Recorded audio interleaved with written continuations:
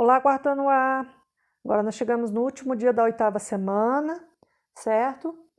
Aí amanhã já começa outra semana de atividades.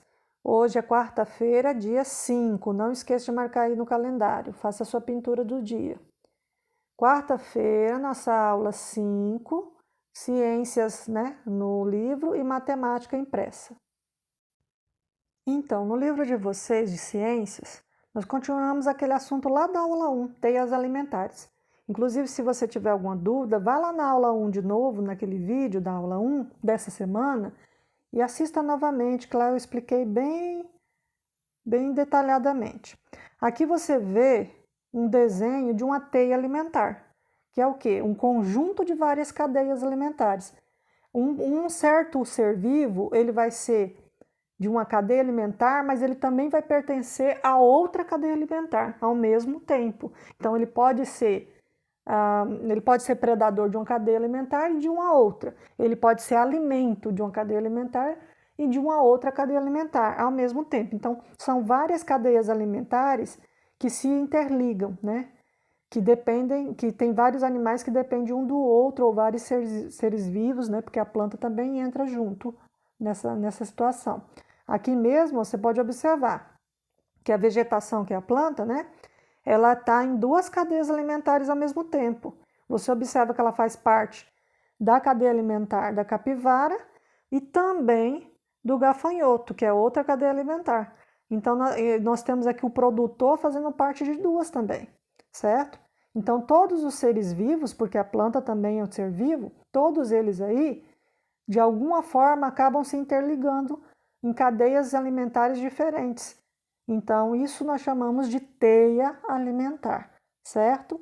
Então, eu quero que você observe bem essa cena, faça a leitura bem detalhadinha, leia novamente, leia pelo menos umas 2 vezes. Se não entendeu, lê de novo, porque é importante.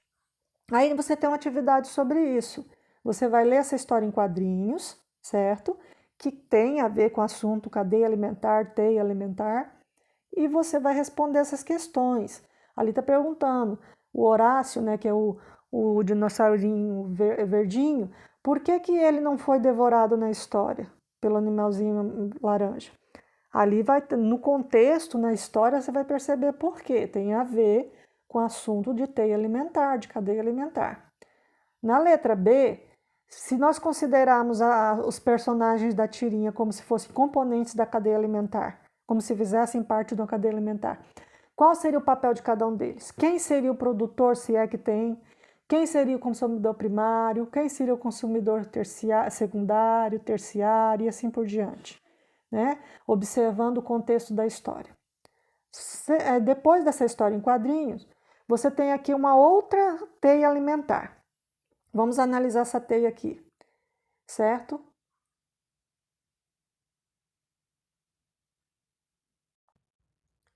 Então, nós temos aqui, né, o nosso produtor, que é uma planta, um vegetal, um milho.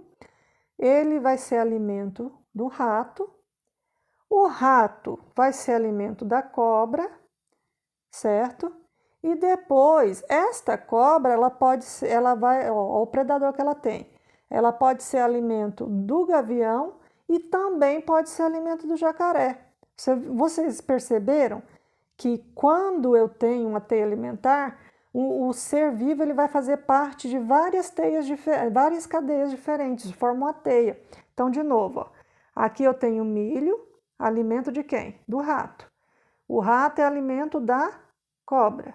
A cobra pode ser alimento do jacaré e também pode ser alimento do gavião, que com certeza também come outros bichos. Então ele vai se ligar também a outras teias. Isso daí nós temos a outras cadeias. Isso aí tudo junto, né, forma a teia. Então, observando essa teia, né, percebendo os detalhes dela, você vai responder as questões. Né? Você vai dizer, por exemplo, nessa teia, o milho ele é o quê? Ele é um consumidor, o que ele é? O consumidor secundário dessa teia, quem é? Os consumidores terciários, aí na letra C está falando consumidores, no plural, né? Por quê? Porque nós temos mais de um consumidor terciário, que pode ser o terciário, certo? Letra D. Na natureza, os gaviões dependem da luz do sol para sua sobrevivência. Você concorda com essa afirmação ou discorda? Por quê? Já pelo tudo que a gente estudou lá desde do início, falando sobre a questão da energia, do fluxo da energia, lembra? Então você vai responder aí. Os cientistas afirmam que uma teia como essa, o número de serpentes do ambiente depende do número de gaviões. E aí, o que você acha dessa afirmação? Conversa com alguém em casa sobre isso. Será que o tanto de serpente que eu tenho vai depender do número de gaviões que eu tenho? Por quê? Qual é a relação disso? De eu ter muito de um e muito do outro. Letra F. Complete a lacuna. O que é lacuna? O espaço aqui que está em branco, tá? Complete a lacuna. Quanto menos ratos eu tenho no ambiente, aí você vai dizer menor ou maior, aí você vai dizer se é menor ou maior, será o número de serpentes. Pensa na ligação entre predador e presa, certo? Entre um animal depender do outro para sobreviver na questão da alimentação. Isso que se trata uma cadeia alimentar, ok? Então, continuando a nossa aula 5, na tarefa impressa, nós vamos falar sobre multiplicação, que eu comecei na outra aula, certo? Então, aqui só para relembrar, eu tenho aqui cada parte da multiplicação que se multiplica, nós chamamos de fator, né? Quantas vezes eu estou juntando a quantidade, cada parte aí é o fator. E a parte da resposta é o produto. Lembra que eu falei que também tem outro nome que pode ser usado, certo? Aqui está falando, ó, fator ou multiplicando, fator ou multiplicador. E a resposta é sempre o produto. Então, são formas diferentes de falar da mesma coisa, certo? Nós chamamos isso de termos da multiplicação, as partes da multiplicação. Aqui esse exercício é só para trabalhar um pouco mais a ideia de você entender que multiplicar é fazer conta de mais. Só que eu faço conta de mais de uma forma mais rápida, né? E bem mais prática. E aqui você pode perceber. Vou pegar essa do meio aqui, ó. Olha só quantos 4 eu tenho aí. Então me diz, qual que vai dar menos trabalho para fazer? Vai ser mais rápida se eu já tiver o conhecimento da multiplicação? Com certeza a multiplicação, né, gente? Porque aqui eu vou ter que fazer parcela por parcela até achar aqui a minha resposta, certo? Já se eu fizer em forma de multiplicação, eu vou direto na resposta. É muito mais rápido, por isso que a multiplicação ela vai substituir a adição de parcelas iguais. Então, vamos lembrar aqui, existem dois tipos de adição. A adição que eu junto parcelas diferentes, por exemplo, 4 mais 6, né? Que aí não é multiplicação, são parcelas diferentes. E existe a adição de parcelas iguais, como por exemplo aí, 4 mais 4 mais 4 mais 4, que é a mesma coisa que 4 vezes o 4, certo? Tanto é que a resposta deles vão ser iguais, exatamente iguais. E é isso que você vai fazer nessa número 1 aí, nesse primeiro exercício, ó. Você vai observar, vai perceber pelo desenho os grupos que estão sendo formados e quais são as quantidades. E você vai perceber também que a forma em adição e a forma em multiplicação vão dar a mesma resposta, certo? Isso é multiplicar. Aqui nesse outro, de acordo com os desenhos, descubra a multiplicação. É interessante porque é uma outra forma de fazer a multiplicação. Quando você tem que contar uma coisa tão grande assim, todos eles são bem parecidos. Então, eu vou pegar esse aqui que tem mais quantidade, ó. Tá vendo? Muita borboleta para contar, não é? Só que existe uma forma muito mais fácil. Se eu for contar uma por uma, eu vou adicionando uma por uma, como se fosse parcelas, parcelas e parcelas. Mas se eu usar a multiplicação, tem uma forma muito mais rápida. Eu conto só as laterais. 1, 2, 3, 4, 5, 6, 7. Tá vendo? Aí agora, o que eu vou fazer? Vou contar a base dele, a outra lateral. 1, 2, 3, 4, 5, 6, 7, 8, 9. Isso aqui, aí eu faço vezes. Eu faço o 9 aqui, que não está querendo sair, mas dá para entender. Vamos lá, então. Você entendeu? Eu pego um lado vezes o outro.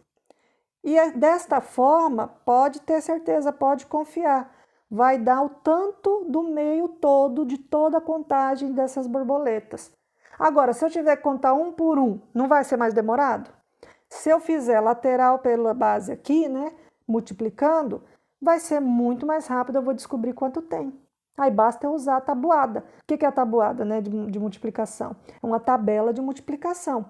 Então, basta você contar esse lado vezes esse lado. Preciso esse aqui? Não, isso aqui, quando você contar o vezes, você já vai estar juntando tudo. Fácil assim, entendeu? Vamos fazer esse outro aqui só para você ver. Vê que eu não estou fazendo o cálculo, só estou te mostrando, certo? Mas presta atenção. Aqui no caso, eu tenho 1, 2, 3, 4, certo?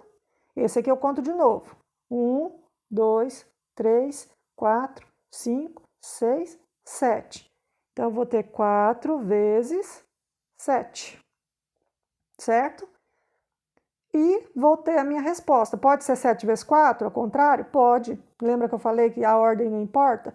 No caso da multiplicação, vai sair a mesma coisa. Aqui do ladinho, você tem 3 tabuadas para estudar que eu quero que você sente em casa para poder estudar. Por quê?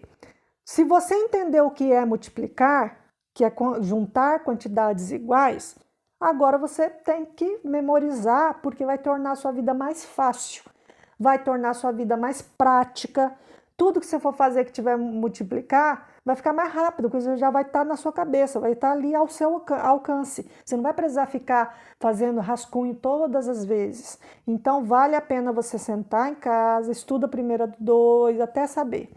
Memorizou? Vai para a do 3, memorizou? Vai para a do 4. Pede para alguém tomar a tabuada sua, perguntar para você, sem olhar, para você ir treinando. Quando você souber todas, de pelo menos do 2 ao 9, você vai fazer qualquer conta, fica muito mais fácil, você não vai precisar ficar dependendo de rascunho, ok? Espero que tenha esclarecido, que você tenha entendido. Até a próxima!